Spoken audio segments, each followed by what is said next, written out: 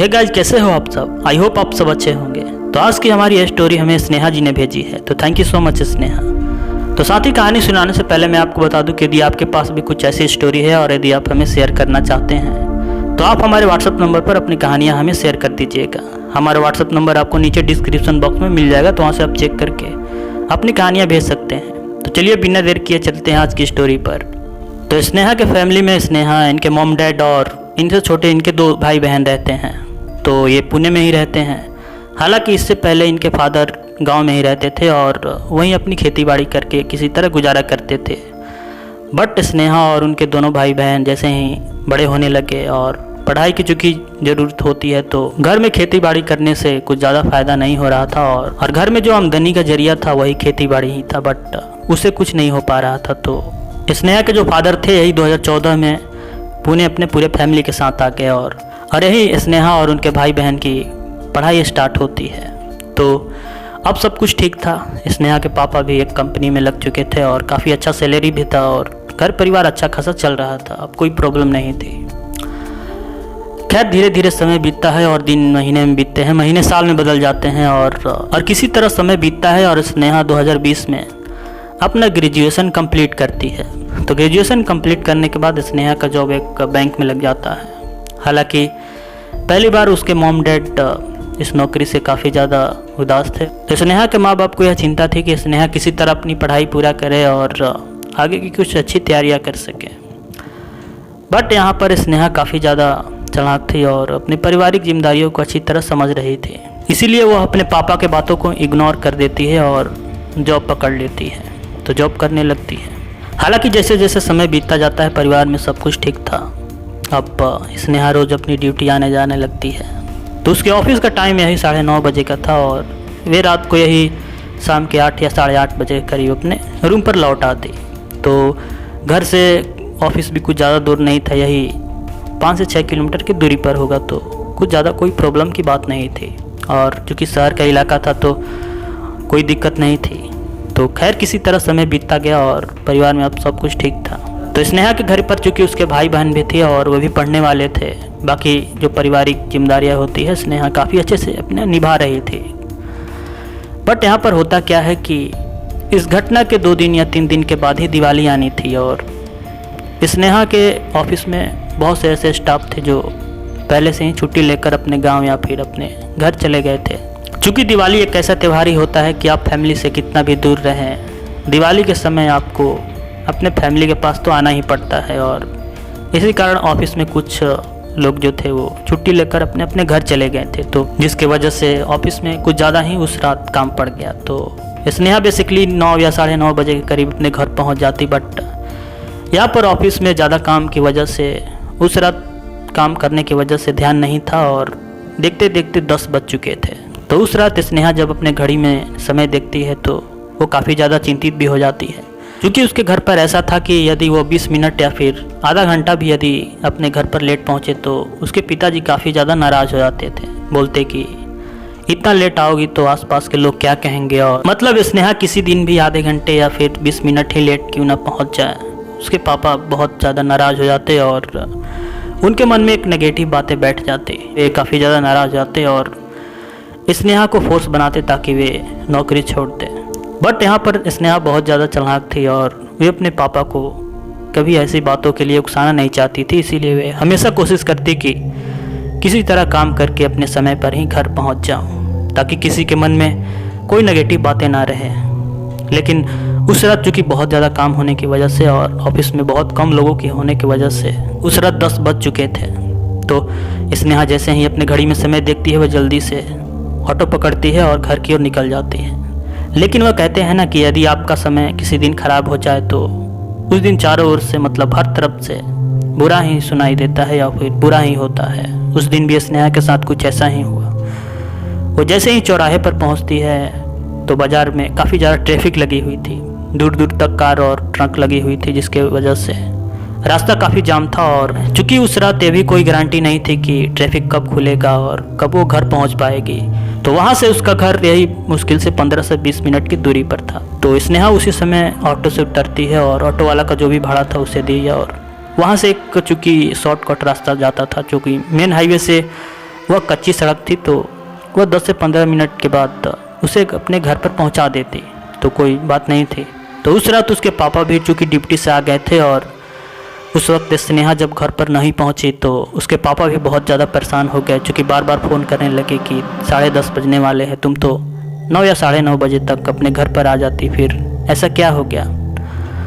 चूँकि स्नेहा बार बार फ़ोन पर बताती पापा ज़्यादा समय लग गया, चूँकि दिवाली का सीज़न है और लोग छुट्टी पर चले गए। बट यहाँ पर पेरेंट्स जो होते हैं वे अपने बच्चों के लिए काफ़ी ज़्यादा चिंतित होते हैं, तो उस रात स्नेहा की भी बातें मान जाते हैं और बोलते हैं जल्दी घर आ जाओ। स्नेहा भी काफ़ी जल्दी में थी, वो कच्ची सुनसान सड़कों को पकड़ते हुए किसी तरह घर की ओर तेज़ी से चलने लगती है। लेकिन उस रात स्नेहा उन कच्ची सड़कों को पकड़ते हुए कुछ ही दूर क्या गई, देखी कि सामने एक पेड़ था और पेड़ के ठीक पीछे एक तालाब था। तालाब काफ़ी बड़ा था और उसमें काफ़ी गंदा पानी भी था, और उसके ठीक किनारे पर एक बहुत बड़ा बरगद का पेड़ था। बरगद काफ़ी घना था और वह इलाका काफ़ी सुनसान था, उसके आसपास कोई भी घर नहीं था। तो और यहाँ पर दूसरी बात कि यहाँ पर 11 बजने वाले थे, तो अब इतनी रात को भला उन सड़कों पर कौन हो सकता था। तो स्नेहा वहाँ अकेली ही थी। बट यहाँ पर वो उस बरगद के किनारे देखती है तो वहाँ एक लड़की बैठी थी। लड़की लगभग उसी की उम्र की थी और वो वहीं बैठकर रो रही थी। उसकी रोने की आवाज़ काफ़ी ज़्यादा दर्दनाक और भयानक थी। इसके अलावा वह लड़की अपने चेहरे को ज़मीन की तरफ करके रो रही थी, जिससे उसका चेहरा उस रात स्नेहा को नहीं दिखा। तो उस रात स्नेहा सोची कि हो सकता है कि अपने घर वालों की डांट या फिर घर में कोई प्रॉब्लम होगी, इससे यह लड़की यहाँ आकर रो रही है। बट अब यहाँ पर एक बहुत बड़ा सवाल यह उठता है कि भला कोई भी प्रॉब्लम क्यों ना हो, बट यहाँ पर कोई लड़की अकेले में और इतनी रात को यहाँ क्यों रोएगी। हालांकि यह सब बातें स्नेहा को समझ में नहीं आती। वे उसी समय अपने कदम को बढ़ाती है और उस लड़की के पास पहुँच जाती है। तो उस रात जैसे ही स्नेहा उस लड़की के पास पहुँचती है, उसे वहाँ एक अजीब सा मानूसियत का एहसास होता है, और साथ ही उस तालाब से उसे एक अजीब सा बदबू आ रहा था, जैसे तालाब में कोई जानवर काफ़ी दिनों से मरा पड़ा है। बट वहाँ उस रात उस लड़की को जब स्नेहा बड़ी गौर से देखती है तो उसे ऐसा लग रहा था वो लड़की रो तो रही है, लेकिन उसके शरीर में कोई भी गतिविधि या फिर कोई भी हलचल नहीं दिख रहा था। खैर, इन सब बातों को इग्नोर करके स्नेहा उसे 2 से 3 बार पूछती है कि तुम यहाँ क्यों बैठी हो और तुम्हारे साथ क्या हुआ और तुम क्यों रो रही हो। हालांकि उस लड़की से स्नेहा 2 से 3 बार पूछी कि तुम्हारे साथ क्या हुआ, लेकिन अजीब बात यह थी कि ना ही वो अपने चेहरे को ऊपर उठा रही थी और ना ही स्नेहा के सवाल का कुछ जवाब दे रही थी। फिर भी उस रात स्नेहा को यह बात बिल्कुल भी समझ में नहीं आया कि यह कोई साधारण लड़की नहीं हो सकती, वरना ये अपना चेहरा दिखाती या फिर कुछ जवाब देती, और अक्सर ऐसा होता है। लेकिन उस रात स्नेहा के साथ कुछ ऐसा नहीं हुआ। लेकिन ना जाने उस रात स्नेहा को क्या हुआ, वो बिना सोचे समझे ही उस रात अपने हाथ को उस लड़के के कंधे पर रख दी, और कंधे पर जैसे ही हाथ रखती है उस लड़के का शरीर पूरी तरह से बर्फ की तरह काफ़ी ठंडा था। साथ ही उस रात उस लड़की के शरीर को छूने से स्नेहा को ऐसा महसूस हुआ जैसे उसके पूरे शरीर में करंट सा दौड़ रहा था। तो उस रात उस लड़की के डर से स्नेहा जैसे ही कुछ दूरी पर पीछे हटी, और फिर उसके सामने जो हुआ वो मरते दम तक कभी नहीं उस दृश्य को भूल सकती। तो कुछ ही मिनट के बाद वो लड़की अभी जो रो रही थी और उस बरगद के नीचे बैठी थी, वो उसी वक्त खड़ा हो गई, और उस लड़की के चेहरे को देखकर स्नेहा पूरी तरह से डर गई। उसका चेहरा अजीब डरावना था।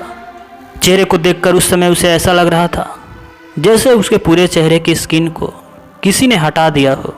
उसका चेहरा इतना भयानक था कि उसे देखकर स्नेहा वहीं कांपने लगी। उसके पूरे शरीर में मानो करंट से दौड़ गए हो। तो उस रात उस लड़की को देखकर स्नेहा इतना डर गई कि वे समझ गई कि यह एक चुड़ैल है जो मुझे मारना चाहती है। वो इतना डर गई कि उसी वक्त बिना देर किए हुए पीछे मुड़ी और वहाँ से भागने लगी। तो भागते भागते स्नेहा को यह एहसास हो रहा था कि वह चुड़ैल मेरा पीछा कर रही है। हालांकि वहाँ से कुछ दूर भागने के बाद वो एक जगह रुक जाती है, और जब पीछे मुड़कर देखती है तो वह चुड़ैल उसका पीछा करते हुए तालाब से काफ़ी दूर आ चुकी थी और उससे ही 6 से 7 मीटर की दूरी पर खड़ा थी। उस रात वो काफ़ी ज़्यादा गुस्से में थी और गुर्रा रहे थे। तभी वह लड़की अचानक बोल पड़ी, तू बहुत भाग्यशाली है जो आज मेरे हाथों से बच गई, वरना आज मेरे हाथों से तू नहीं बच पाती। शुक्र मना कि तेरे गले में वो लॉकेट है जो तेरी रक्षा कर दिया और तेरे पास में नहीं आ सकी, वरना मैं अभी तुझे मार देती। और उसी समय वह चुड़ैल पीछे मुड़ी और वहां से दौड़ते हुए उस तालाब में जाकर उस तालाब के गंदे पानी में कूद गई। स्नेहा इस दृश्य को देखकर काफी ज्यादा डर चुकी थी। तो स्नेहा बताती है कि उस रात इस दृश्य को देखकर और अपने साथ यह साधारण घटनाओं को देखकर वो इतना डर चुकी थी कि ना तो उसके पैर अब आगे बढ़ पा रहे थे और ना ही पीछे बढ़ पा रहे थे। तभी कुछ ही देर के बाद उसके पापा का फ़ोन बजता है और जब अपने पापा का फ़ोन वो रिसीव करती है तो उसके पापा काफ़ी ज़्यादा गुस्से में थे। फिर उस रात जैसे ही अपने पापा को अपने साथ घटने वाली घटनाओं को बताती है, उसके पापा भी काफ़ी ज़्यादा डर जाते हैं। और फिर उस रात स्नेहा की बातों को सुनकर उसके पापा उसी समय 5 से 6 मिनट के बाद ही उसके पास आ जाते हैं। तो स्नेहा बताती है कि उस समय काफ़ी ज़्यादा डर चुकी थी, हालांकि मेरे सामने पापा थे, फिर भी उस रात स्नेहा इन सब घटनाओं को देखकर इतना ज़्यादा डर गई थी कि उसके मुंह से आवाज़ भी नहीं निकल पा रहे थे। हालांकि किसी तरह वह अपने घर पहुंची और धीरे धीरे वह नॉर्मल हो गई। हालांकि दूसरे सुबह उसे काफ़ी ज़्यादा बुखार भी आया, लेकिन दवाइयाँ खाने पर वो ठीक हो गया। तो कहा जाता है कि उस तालाब के पास से गुजरने वाला जो रास्ता है वो काफ़ी ज़्यादा हॉन्टेड माना जाता है और 8 या 8:30 बजे के बाद वहाँ से कोई नहीं गुजरता। और यदि अकेला कोई गुजर भी जाता है तो उसके साथ बहुत बुरा होता है। और वो चुड़ैल जो वहाँ बैठी थी, जो काफ़ी देखने में डरावनी थी, वो अक्सर लोगों को दिखाई दे जाती है। इसीलिए लोग उस रास्ते से 8 या 8:30 बजे के बाद कभी नहीं गुजरते थे। तो उस लड़की के बारे में कहा जाता है कि वह लड़की 6 से 7 साल पहले अपने परिवार में किसी घटना के कारण या फिर कुछ और बात होगी जिसकी वजह से वह तालाब में डूबकर मर गई थी और उसकी लाश पूरे 6 से 7 दिन तक सड़ती रही। फिर किसी तरह उस लड़की की लाश को उस तालाब से निकाला गया और उसी रास्ते के किनारे जला दिया गया। फिर इसके बाद वह वहीं भटकने लगी और फिर आने जाने वाले लोगों को डराती है और कई बार लोगों के साथ कुछ बुरा भी हो जाता है। इसीलिए उस रास्ते को काफ़ी ज़्यादा हॉन्टेड माना जाता है और वहाँ से लोग दिन में भी गुजरना पसंद नहीं करते थे। बट यहाँ पर स्नेहा को ऐसा कुछ पता ही नहीं था, जिसके कारण उसके साथ ये सब घटनाएं हो गई। तो वो तो शुक्र मनाइए कि उसके दादी की दी हुई ताबीज़ थी जो उसके गले में थी और उस रात उसकी रक्षा कर दी, वरना ना जाने उसके साथ क्या हो जाता।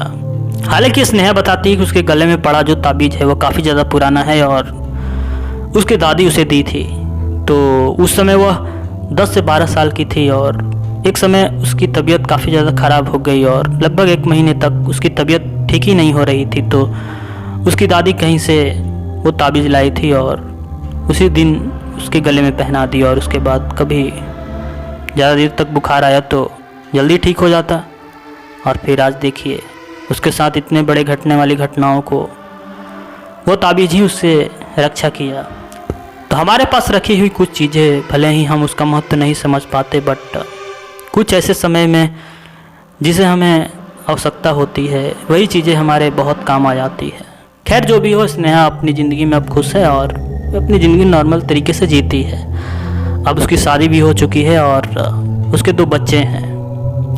तो खैर आज की हमारी यह कहानी यहीं पर समाप्त होती है और आशा करता हूँ आपको यह स्टोरी काफ़ी अच्छी लगी हो। तो यदि आपके पास भी कुछ ऐसी स्टोरी है और यदि आप हमें शेयर करना चाहते हैं तो आप हमारे व्हाट्सएप नंबर पर अपनी कहानियाँ हमें भेज सकते हैं। हमारा व्हाट्सएप नंबर आपको नीचे डिस्क्रिप्शन बॉक्स में मिल जाएगा, तो वहाँ से आप चेक कर लीजिएगा और अपनी कहानियाँ हमें भेज दीजिएगा। तो मिलते हैं किसी और रियल स्टोरी के साथ किसी नेक्स्ट वीडियो में। तब तक बाय, टेक केयर।